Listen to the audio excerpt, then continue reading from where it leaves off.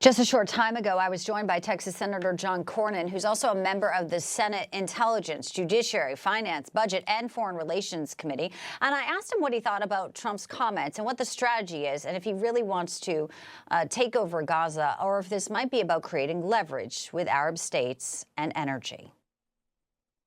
I think he's trying to start a dialogue, a serious discussion about what life post Gaza is going to look like, or post October the 7th, and the effort that Israel has made to eliminate the threat of Hamas in their country. And so that's going to require other countries like Saudi Arabia, Jordan, Egypt, and others to step up, UAE, a number of Gulf states to step up and help work on a post-war effort to rebuild this terrible devastation that we've seen in Gaza. So I see it more as a beginning of the dialogue, but not necessarily as a plan.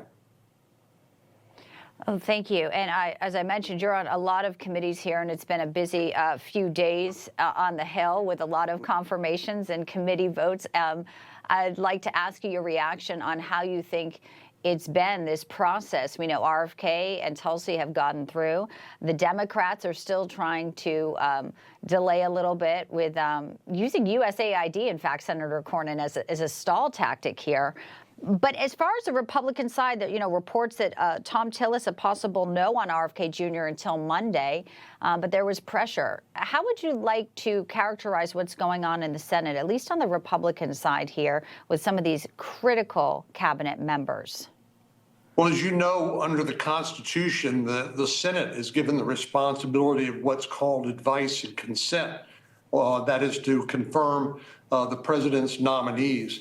My own view is that the president, having won the election decisively, should have the benefit of the doubt and should be able to get his team on board and to do it without undue delay, absent some extraordinary circumstances. So I think what you've seen is an effort by senators in good faith to try to do their job, to do their due diligence, to try to vet these nominees.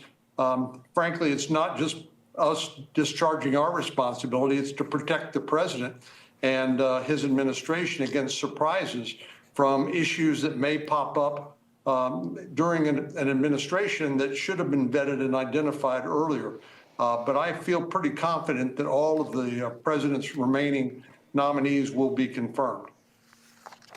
Let's talk about the dinner at Mar-a-Lago, where some senators, I'm not sure if you're on the guest list as well, the House has that razor-thin majority. There's talk about the reconciliation bills that may be faltering, and that the Senate may actually be going for that two-bill strategy here and ready to go. What can you tell us about where things stand insofar as that? I know it's been key to Donald Trump's campaign promises.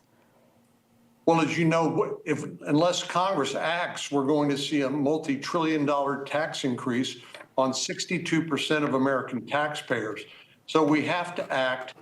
And it's also, I think, a historic, a generational opportunity for us to begin to deal with our unsustainable debt. We've got about $37 trillion in debt. It's now begun to jeopardize our national security because we're paying more on interest on the national debt than we are on defense. And again, like I said, that's unsustainable. So we are working our way through the procedure in order to get to those issues. And that requires us to pass a budget. The House and the Senate have to agree on that. And then we have to agree on what the targets are going to be. And that's where the reconciliation instructions have to come from. So I think we can talk about one bill or two bills. But to me, the real question is, what's it going to take for Speaker Johnson to get 218 votes in the House? I believe that with 53 Republicans in the Senate, we can pass anything that the House passes. But they are struggling, I think, right now to get to a consensus. But I'm confident they will get there. Texas Senator John Cornyn, a pleasure to have you today here on Newsline, sir. We hope to see you back here soon. Thank you so much.